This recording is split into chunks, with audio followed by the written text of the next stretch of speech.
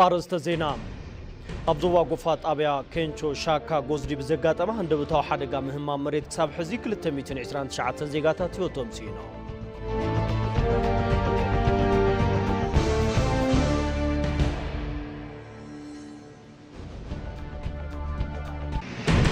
بسنكي كوينات سمين إثيوبيا تمزابيلوم زنبرو نبرتين أم مربتهم من اللاسوم كم زحقوسهم قليسا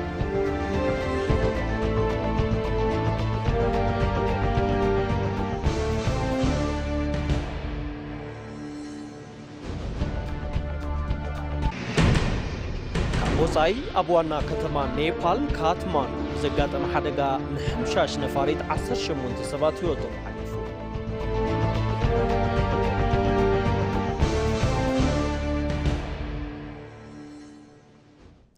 عزو سلامتنا ديس أبا كاب زمدبرو ستوديو تبي تقبلوا كبرات تخطاتلتينا ساعات زستدالو زيناتات حيدنا لكم قريبنا لنا زيناتات جيتاتشو على مساهم كصني حسنا مكتال كون لكم نتمنقوا فلما حصلت زيناتات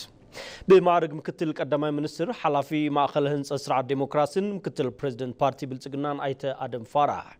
فارحن كالوت امرار حتات سراحتنياتاتن بصحفه بارتي بلصقنا اب كفله كتما لميكرافلسي بمتكل حملواي اسرومان بيرام هيتا ادم فارح مرها قبري حملواي اسر ولدو تمالي لو من صباحن ززامدن اثيوبيا مچوتي بلانيت ناي مفتار اجامات واصا كمزلا زر انعبي انيشيتيف كمزخنم اغنزيبوم تمالي تسرحو تاريخات نمقصال حدغاتات بزلاقنت نمكلخال ملكا مدرنا كاب صعنتولوت كبابي اير نمحلاو زخ اليو مبالوم غلغالو سينا اثيوبيا صبصيبوم نايلومي تولدي ونف بفطر عدل سراح مسسان مهرتن مرغاص وحسنت مغبن روي قد يصاوت كمزلو غليصام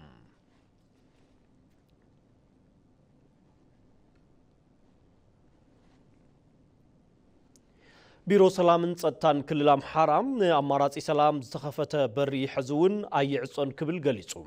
حلافي بيرو سلام صتان تكلل اي تدسالين طاسو كنتات سلام صتان تكلل زطمته مغلص يهبوم مغلصيوم ابتي كلل زلاق سلام نمنغاس بزح سراحتي بمسرحوم تي كلل حزين زلوام انصارو سلام مبصحو حبيرهم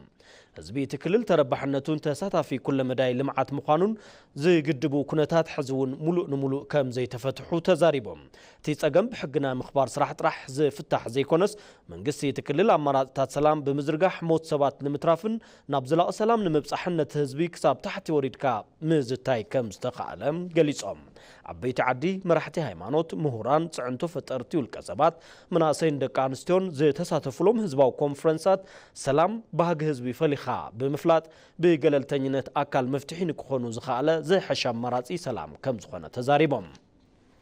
برخاز وصو وغنات سلام حزبي امحرا زرغاغصن حتوتاتو زفتحون بسلاماو اماراتي بمخانو مس منغستي بمخان تقراريبوم نكزاتيو نمغبار حزبي ناي باعلو كونسل سلام وديبو زتن دردرن نمتععم مسرحو منغستي كم اوتاو اماراتي زرايو كم زخونه غليصوم امارات سلام بمنصاق بزعبا سلام زسبك وغنات زساقيون زنغلاتعون غجلتات عطوغات كم زلو بمغلاص اتوم غجلتات اب سمون اب كتما غرچچ 15 نبرتي كاب منبريهم بموصا بالات كونسل سلام يخون بمبال بقفعو كنتات كم زقتلوم ابريهم قدات اتي قفعين زخونو سدران ازمادن مصنعنع تمنيهم بيرو سلام نصتان كللام حرنا امارات سلام استخفته بري حزون اي عصون كبل حبيرو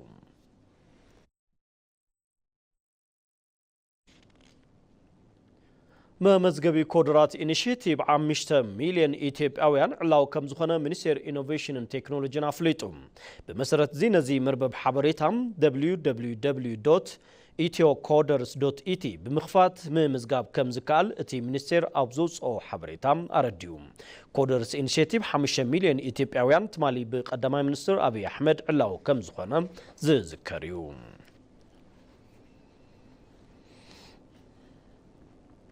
أبزوبا غوفات أبيا كينشو غوز شاتشا غوزدي بزقات أما هندبتاو حدقا مهمة مريت كساب حزيك للتميتين عسران شعاتن زيغاتات يوتسينو مالوم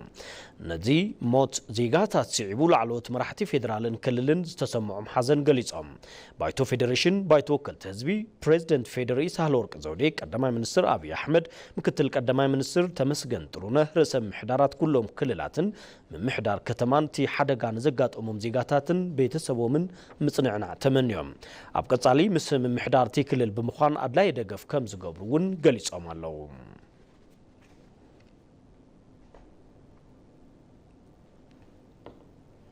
ብሓደጋ ምህማም መሬት ንዝተጎድኡ ወገናት ሓገዝ ይግበር ከም ዘሎ ተገሊጹ ኣብ ክልል ደቡብ ኢትዮጵያ ዞባ ጎፋ ወረዳ ገዜ ጎፋ ቀበሌ ኬንቾ ሳቻ ጎዝዲ ብዘጋጠመ ሓደጋ ምህማም መሬት ንዝተጎድኡ ወገናትን ስድሮምን ኣድላይ ደገፍ ይግበር ከም ዘሎ ተገሊጹ ካብ መንግስቲ ብተወሳኺ ባህሊ ምድግጋፍ ሕብረተሰብ ተጠናኺሩ ምቕጻሉ ሓላፊት ቢሮ ጉዳያት ኮሚኒኬሽን መንግስቲ ትክልል ሰናይት ሰለሞን ገሊጸን እቲ ሓገዝ ተጠናኺሩ ንክቕጽል እውን ጻውዒት ኣቕሪበን ክሳብ ሕዚ ጉዳት ዘጋጠሞም ወገናት ናይ ምድጋፍ ብህይወት ዝተረፉ ሕክምና ንክረኽቡ ናይ ምግባር ንጉዳት ተቃላዕቲ ኣብ ዝኾኑ ከባብታት ዘለዉ ሰባት ናብ ካሊእ ቦታ ናይ ምዝዋር ሰብኣዊ ሓገዝ ምቕራብ ሓዊሱ ብዙሓት ተግባራት ከም ዝተካየዱ ኣብሪሐን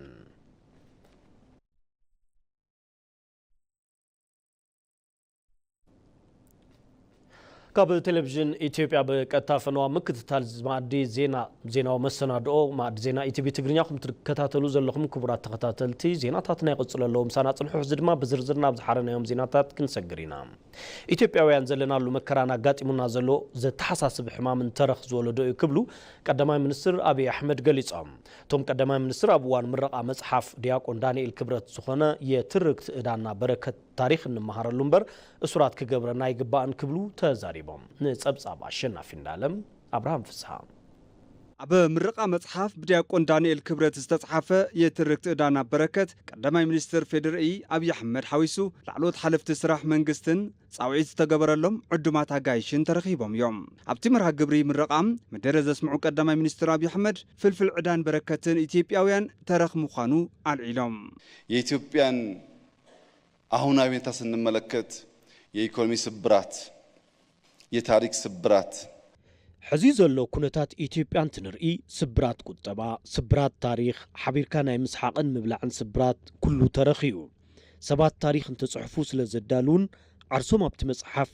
ኣግዚፎም ስለ ዝርእዩን ንኻልኦት ብምጽላእ ካብ ምትእኻብ ምብትታን ዝሰብኽ ተረኽ እናጽሓፉ ከምዚ ከይንተኣኻኸብ ብዓብይኡ ጎዲኦሙናዮም እዚ ጉዳይ ምልሲልና ክንርእን ክነስተውዕልን ዝሕግዙ ሓሳባት ኣብዚ መጽሓፍ ተዳህሲሶም እዮም ኢትዮጵያውያን ታሪክ ካብ ሓቂ ክንምርምር ይግባእ ዝበሉ ቶም ቀዳማይ ሚኒስትር ሓቂ ንምፍላጥ ድማ ዝተግህ መንነት ክፍጠር ከም ዝግባእ ተዛሪቦም እኛ ተዋህደን የኖርን ህዝቦች መስካሪ በማያስፈልገው ሁኔታ አንዳችን በሌላችን ውስጥ መኖራችን እየታየ ንሕና ተዋሂድና ዝነበርና ህዝብታት ምስክር ብዘየድልየሉ ኩነታት ገለና ብውሽጢ ካልኦት ምህላውና እናተረኣየ ናይ ምፍልላይ መልእኽቲ ባዕልና ፈጢርና ባዕልና ደሪስና ደራሲ ሰይምናሉ እንተይ ተሸማቐቕና ስለንዘርእ ሕዚ ዘለናሉ መከራ ዘለናሉ ጣጣ ንኢትዮጵያውያን ኣዝዩ ዘተሓሳስብ ሕማቕ ተረኽ ዝወለዶ ምዃኑ ንምምልኻት ብሕታዊ መገዲ እዚ መጽሓፍ ብጥንቃቐ ምንባብ እዩ እስራት ታሪክ በዚሕና ኢና ዝበሉ ቀዳማይ ሚኒስትር አብይ አሕመድ ይኹን እምበር ታሪክ ንምሃረሉ እምበር እንበኣሰሉ ክኸውን ኣይግባእን ክብሎ ተሓሳሲቦም የተከበራችሁ ኢትዮጵያውያን በሌሉ ገዢዎች አንጣላ እነሱ ወደማይመለሱበት ሄደዋል ዝኸበርኩም ኢትዮጵያውያን ገዛእቲ ኣብ ዘይብሉ ኣይንባኣስ ንሳቶም ናብ ዘይምለሱሉ ቦታ ከይዶም እዮም ዋላ የጥፍኡ የልምዑ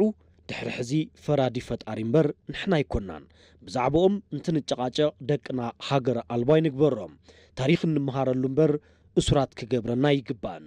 ኢትዮጵያውያን ኩሉ ሻብ ዘኹርዕ ታሪክ ከም ዘለዎም ክዝንግዑ ከም ዘይግባእ እውን ኣብሪሆም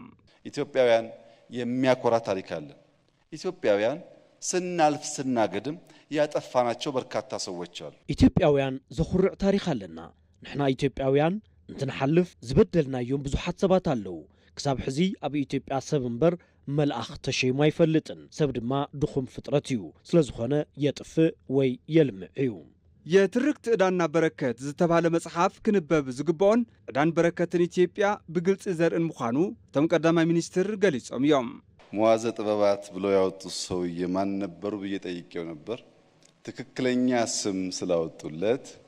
መዋዘ ጥበባት ኢሎም ስም ዘውፁ መን እዮም ኢለ ሓቲተዮ ነይረ ትክክለኛ ስም ስለ ዝሃብዎም እዚ ድማ በቲ መጽሓፍ ስለ ዝገለጾ እንኳዕ ደስ በሎም መዋዘ ጥበባት እውን መጽሓፍ ዘይኮነስ ኢትዮጵያ ኢኻ ስኢልካ እያ ክልተ ነገራት ተዓዚበ ዝተሳእለት ኢትዮጵያን ዝተገለጸ ደራሲን ኣብዛ መጽሓፍ ኣለዉ ኢትዮጵያ ክፈልጥ ዝደሊ ሰብ ተሃልዩ ነዛ መጽሓፍ ከንብብ ይግባእ ኣማኻሪ ሚኒስትር ማሕበራዊ ጉዳያት ቀዳማይ ሚኒስትር ዲያቆን ዳንኤል ክብረት ቅድሚ ሕዚ 34 መጽሓፍቲ ንንባብ ኣብቂዕዮም ቀዳማይ ሚኒስትር አብይ አሕመድ ኣብ ቀረባ መዓልቲ ምስ ዝተፈላለዩ ውድባት ፖለቲካ ምውዝታዮም ዝዝከር እዩ እቶም ቀዳማይ ሚኒስትር ኣብ ዘሳለጥዎ ወዘተ ዝተፈላለዩ ሃገራውን ክልላውን ዘድሃቡ ዛዕባታት ብፖለቲከኛታት ሕቶ ተላዒሎም ሎም ብፍላይ ኣብ ህልው ኩነታት ክልል ትግራይን ከይዲ መረፃን ከምኡውን ንጉባኤ ሕወሓት ጠሚቱ ካብ ተሳተፍቲ ንዝተለዓሉ ሕቶታት መብርሂ ተዋሂቦሎም ዳሃብ ያሲን ቀዳማይ ሚኒስትር ዶክተር አብይ አሕመድ ምስ ተወከልቲ ውድባት ፖለቲካ ዝተዛተዩ እንትኾን ኣብ ኩለ መዳዊ ሃገራዊ ጉዳያት ኣብ ምርድዳእ ንምብጻሕ ዝዓለመ ዘተ እዩ ነይሩ ውድባት ፖለቲካ ነቶም ቀዳማይ ሚኒስትር ዝተፈላለዩ ሕቶታት ዘልዓሉ እንትኾን ካብ ዘልዓለዎም ሕቶታት ውሽጢ ብዛዕባ ወድዓዊ ኩነታት ትግራይ ዝጠመተ ሕቶ ብፍላይ ኣብ ዓውዲ ልምዓት ዝጠመተ ሕቶ ካብቶም ተሳተፍቲ ቀሪቡ እዩ እቶም ቀዳማይ ሚኒስትር እውን ምላሽ ሂቦም ወንድሜ እንዳነሳው ትግራይ የውጊያው ጊዜ ጥሩ አልነበረም በብዙ መንገድ ጥሩ አልነበረም ትግራይ ኣብ እዋን ኩናት ጽቡቕ ኣይነበረን ድሕሪ ኩናት ህዝቢ ትግራይ ቅሳነት ረኺቡ እዩ ተወሓደ ሰብ ይመውትን ዘሎ ብዛዕባ ልምዓት ብልዮናት ተውፂና ቤት ትምህርቲ ሃኒፅና ስራሕ ኢንዱስትሪ መንገዲ ኣየር ቴሌ መብራህቲ ዝኣመሰሉ ፀገማት ንምፍታሕ ጽዒርና ኢና በተወሰኺ ካብቶም ተሳተፍቲ ውድባት ፖለቲካ ብዛዕባ ግዝያዊ ምምሕዳር ትግራይ መዋቕርን ዝሰርሖም ዘሎ ስራሕቲ እንታይ ከም ዝመስሉ ዝተለዓለ ሕቶ ቶም ቀዳማይ ሚኒስትር ኣብ ዝሃብዎ ምላሽ መንግስቲ ስራሕቲ ግዝያዊ ስግግር መንግስቲ ትግራይ ከም ዝገምገምን ንለውጢ ግና መንግስቲ ጥራሕ ዘይኮነስ ኩሉም ክትሓባበር ከም ዝግባእዮም ዘመላኸቱ ትራንዚሽናል መንግስቱን በሚመለከት አንተ እንዳልከው ማድረግ ይቻል ነበር ይቻላል ብዛዕባ ስግግር መንግስቲ ሓላፍነት ከይወሰድካ ብሽም ስልጣን ምክፋል ኣብ ህዝቢ ጽዕንቶ ካብ እንፈጥር እቲ መረፃ ክሳብ ዝበፅሕ እዚ መንገዲ ንስዓብ ንኣብነት ፕሬዚደንት ሕወሓት እዩ እቶም ክልተ ምክትላቱ ግና ኣባላት ሕወሓት ኣይኮነን ወታደራት ዝነበሩ እዮም እቲ ስግግር መንግስቲ እንታይ ይሰርሕ ኣሎ ዝብል ገምጊምና ኢና ውፅኢት ኣለዎ ግና ውፅኢት ብመንግስቲ ስራሕ ጥራሕ ኣይመፅን ብምዃኑ ንረብሓ ትግራይ ኩሉ ተዝተሓባበር ዝሓሸ ስራሕ ክስራሕ ከም ዝኽእል ተስፋ ይገብር ካብ ተሳተፍቲ ብዛዕባ መረፃን ተሳትፎ ሕወሓትን ምስላት ጉባኤን ጠሚቱ ንዝተለዓለ ሕቶ እውን እቶም ቀዳማይ ሚኒስትር እንትመልሱ ሕወሓት ዝቐረዩ ዶክመንት ኣማሊኡ ብሕጋዊ መንገዲ ተመዝጊቡ ጉባኤ ከሳለጥ ከም ዝግባእዮም ዝሓበሩ ካብዚ ወፃእ ግና ዝህሉ ነገር ዘይሕጋዊ ከም ዝኸውን እዮም ዝገለጹ ምን ቀራውን ዲዲአር ከምርጫ ቦርድና ምስ መረፃ ቦርድን ጉባኤን ተታሒዙ ንዝተለዓለ ሕቶ ምኽረይ ቀሊል እዩ ቅድም ክብል ቦርድ መረፃ ክናውሒ እንትብል መብዛሕትና ተስማዕሚዕና ሕወሓት ኣይስማዕማዕን ኢሉ ዝኣተናዮ ቅልውላው ዝዝከር እዩ ክንደየናይ ሰብ ሃፍቲ ከም ዝዓነወ ምግማት ትኽእሉ ኢኹም እቲ ዝጠፍአ ህይወት ሰብን ዝዓነወ ንብረትን ብዝግባእ ከይተገምገመ ከመይ ጠፊኡ ከይተባሃለ ካሊእ ጥፋት ምምፃእ ጽቡቕ ኣይኮነን ህዝቢ ክጎዲ እዩ ሕወሓትን መሰል ፓርቲታትን ብሕጋዊ መንገዲ ተመዝጊቦም ኣዋጅ ኣማሓይሽና ኢና መንግስቲ ድሌት ኣለዎ ማለት እዩ ስራሕ ፈጻሚ ብዝግባእ ሰሪሕና ኢና ሰላምን ሕጋዊ መንገድን ስለ ዘዋፅአና ሕወሓት ክገብር ዘለዎ ናብ መረፃ ቦርድ ከይዱ ኣብ 2-3 ሰሙናት ዶክመንት ኣማልዩ ብሕጋዊ መንገዲ ተመዝጊቡ እዩ ጉባኤ ክሳልእ ዘለዎ ከምኡ እንተዘይገይሩ ግና ቦርድ መረፃ ተዘይተቐቢልዎ ኣብ መረፃ ክሳተፍ ኣይኽእልን መንግስቲ ኣይኸውንን ተመሊስና ናብ ካሊእ ኩናት ንኣቱ ተመሊስና ናብ ኩናት ካብ ንኣቱ ዝቐረ ስራሕ ኣማሊእኻ ሕጋዊ ጉባኤ ኣሳሊጥካ ምኻድ ልዕሊ ኩሉ ንሕወሓት ቀፂሉ ንህዝቢ ትግራይን ንኹላህናን ዝጠቅም እዩ بتوسخ እውን እቶም ፓርቲታት ፖለቲካ ብዛዕባ ጉዳይ ሰላም ምህዳር ፖለቲካ ሰብኣዊ መሰላት ኢሉውን ኣብ ክልል ኣምሓራ ዘሎ ቅልውላው ሰላምን ካልኦትን ሃገራዊ ጉዳያት ሕቶታት ተላዒሎም በቶም ቀዳማይ ሚኒስትር ምላሽ ተዋሂብሎም እዩ ቀዳማይ ሚኒስትር አብይ አሕመድ ውድባት ፖለቲካ ንዘልዕልዎም ሕቶታት ምላሽ ንምሃብን ኣብ ቀጻለውን ብሓባር ንምስራሕ ፓርቲታት ተወዲቦም እንተዝሰርሑ ዝሓሸ ምዃኑ እውን ኣመላኺቶም እዮም ብምኽንያት ኩናት ተመዛቢሎም ዝነበሩ ነበርቲ ናብ መረበቶም ምላሶም ካብ ኣጸጋሚ ህይወት ወፂኦም ብተስፋ ንኽነብሩ ከም ዝገበሮም ተዛሪቦም ናብ መንበሪኦም እንትምለሱ እውን ሕብረተሰብ ከባቢን ሰራዊት ምክልኻልን ብስምዒት ወገናውነት ኣቀባብላ ከም ዝገበሩሎም ገሊጾም ንጸብጻብ ይመር ኣደም ናዝሬት በሪሁ ኣይተ ኣታኽልቲ ብርሃነ ብምኽንያት ኩናት ሰሜን ካብ መንበር ገዝኦም ተመዛቢሎም ንልዕሊ 2 ዓመታት ኣጸጋሚ ህይወት ተመዛባል ሕሊፎም እዮም አላይ ስድራ ምኻኖም ብዛረቡ ኣይታ ተኽልቲ ዘሕለፍዎ ህይወት ተመዛባል ግና ስድራ ገዲፍ ካምስ ምኻር ተደማሚሩ ከቢድ ጊዜ መሕላፎም ይዛረቡም ማህበራዊ ኑሮ የሚባል ነገር በጣም ከባድና ፈታኝ ነበር። ማሕበራዊ ናብራ ዝበሃል ነገር ብጣዕሚ ከቢድን ፈታንን እዩ ነይሩ። መጽለሊ የለን፣ ዝብላዕ ዝስተ ክዳን የድሊ እዩ። ግን ዝርከብናይ ነገር ኣይነበረን። ብጣዕሚ ኣብ ጸገም ኢና ነርና። እቲ ኩሉ ከቢድ እዋን ሓሊፉ ካብ መንበሪኦም ተመዛቢሎም ዝነበሩ ኣይታ ኣታኽልቲ ሓዊሱ ካልኦት ብዙሓት ተመዛበልቲ ሕዚ ናብ መንበሪኦም ተመሊሶም ስሩዕ ህይወቶም ናቐጸሉ ይርከቡ። በጣም ከመጠን በላይ በቃ አዲስ ህይወት ነው እንደተፈጠርኩኝ ህይወት ከም ብሓድሽ ከም ዝተፈጠርኩ እየ ዝሓስቦ። ሓድሽ ህይወት መስሪተ ኢለውን ይኣምን። ምክንያቱ ካብ ስድራኻ ተፈሊኻ ምንባር ሓሳብ ጭንቀት ኣሎም። ኣብ ዘይለመድካዮ ከባቢ ምንባር ከቢድ እዩ። ስለዚ ናብዚ ምምላሰይ ልዑል ስምዒት እዩ ፈጢሩለይ። ምስ በዓልቲ ገዛይን ደቀይን ምርኻበይ ዓብዪ ሓጎስ እዩ ተሰሚዑኒ። ምን ብዬ ልግለጸው? በቃ እዚ መጥተን ቤታችን መቀመጥ እንታይ ኢለ ክገልጾ? ናብዚ መጺና ገዛና ምእታውና ብጣዕሚ ሕልሚ እዩ። ንነዊሕ ግዜ ናፊቕናዮ ኢና ነርና። ንመጽእ እውን ኣይመሰለናን። ሕዚ ግና ዝሓለፈ መከራ ድሮ ረሲዕና ንነብር ኣለና። ተፈናቃይ የጠለምቲ የነበርነው ተፈናቃዮች ኣብ ጸለምቲ ዝነበርና ተመዛበልቲ ናብ ቦታኹም ክትኸዱ ኢኹም ምስ ተባሃልና ተሃዊኽና ኢና ነርና ንምምጻእ። ሰራዊት ምክልኻል መኪና ሒዞም ኣስጊሮምና። ሕዚ ግና ኣብ ገዛና ኣቲና ኣለና። ንዝተፈጠረልና ዕድል መንግስቲ ክነመስግን ንፈቱ። እቶም ተመዛበልቲ ናብ ናይ ቀደም ከባቢኦም እንትምለሱ ብሕብረተሰብ ተኸባብን ሰራዊት ምክልኻልን ሰናይ ኣቀባብላ ከም ዝተገበረሎም ተዛሪቦም ኣብ ቀጻሊ ድማ ሰሪሕኻ ንምልዋጥን ሰላም ብሓባር ንምጽናዕን ቆራጻት ምዃኖም ይገልጹ። ስጋት አንዳንድ ነገሮች ምን ሊያጋጥመን ይችላል የሚል ሐሳብ በውስጣቸው የየግል ሐሳብ ነበር። እንታይ ከጋጥመና እዩ ዝብል ስጋት ኣብ ውሽጥና ነይሩ እዮም። ኮይኑ ግና ክንመጽእ ከለና ጉዕዞና ሰላም እዩ ነይሩ። ብሰራዊት ምክልኻል ተዓጂብና ኢና መጺና። ኣብዚ እንትንኣቱ እውን ህዝቢ ብጣዕሚ ብጽቡቕ ኩነታት እዩ ተቐቢሉና። ብጣዕሚ ጽቡቕ ስምዒት እዩ ፈጢሩልና። እዚ ስንመጣ ጊዜ ናብዚ ኣብ ንመጸሉ እዋን ህዝቢ ኮነ ሰራዊት ምክልኻል ብጽቡቕ ኩነታት እዮም ተቐቢሎምና። ናብዚ ምስ መጻና እውን እዚ እዩ ዝበሃል ናይ ጸጥታ ጸገም የለን። መንግስታችን ድማ አሁን ትንሽ ነገር ከረዳን መንግስትና ንእሽተይ ነገር እንተሓጊዙና ሰላም እውን ተሃልዩ ኩሉ ናብ ዝነበረ ይምለስ እዩ። ንኩሉ ነገር ወሳኒ ሰላም እዩ። ሰላም እንተዳሃልዩ ኩሉ ይርከብ እዩ። የጠፋውን ነገር እንድትተካው በቃ ሰላም ዝጠፍአ ነገር ዝትካ ሰላም እንተሃሊ እዩ። ሰላም እንትህሉ ኣብ ሓፂር ግዜ ሰሪሕና ኩሉ ክንመለስ ንኽእል ኢና።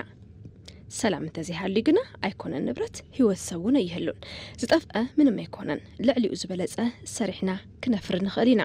ተመዛበልቲ ኣብ ምምላስ ከይዲ ሰላምን ድሕነቶምን ካብ ምሕላው ጀሚሩ ናብ ገዝኦም ኣትዮም ክነብሩ ናይ ምግባር ስራሕ በቲ ሰራዊት ከም ዝተሰርሐ ምክትል አዛዚ ኮር 501 ኮሎኔል ደረጀ ኩምሳ ተዛሪቦም ተፈናቃዩ ከገባ በኋላ ተመዛበልቲ ድሕሪ ምእታው በበካቢኡ ስለ ምእታውን ንምርጋጽ ሰሪሕና ኢና። ገዝኡ ኣትዩ እዩ፣ ንብረቱ ረኺቡ እዩ፣ ዝነበረ ሰብ ከመ እዩ ተቐቢልዎ ዝብል ኣረጋጊጽና ኢና። ናይዚ ከባቢ ምሕዳር ካብ ስራሕ ወጻኢ ክኸውን ስለ ዝገበርናዮ ሓደ ቅርታ እንተተላዒሉ ዝኾነ ጸገም እንተተፈጢሩ ዝምልከቶ ኣካል ስለ ዘየለ ንግዚኡ ሽማግለ ዓዲ ብምግባር በበካቢኡ ዘሎ ሰላምን ድሕነትን ክረጋገጽ ኢና ጌርና ዘለና።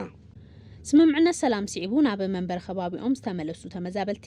ጊዜያዊ ሰብኣዊ ሓገዝ ንኽግበረሎም ሓቲቶም እዮም።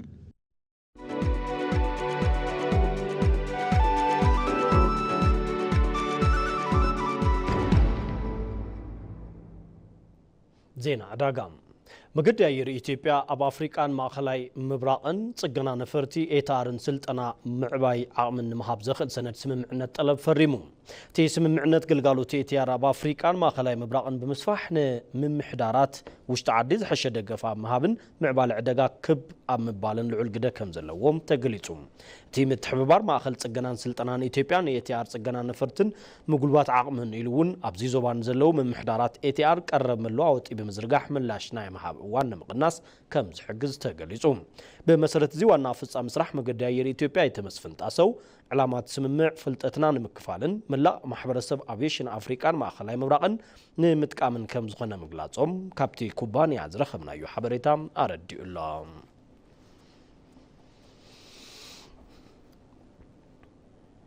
ካብ ወፃኢ ኣብ ዋና ከተማ ኔፓል ካትማንዱ ብዘጋጠመ ሓደጋ ምሕምሻሽ ነፋሪት 18 ሰባት ህይወት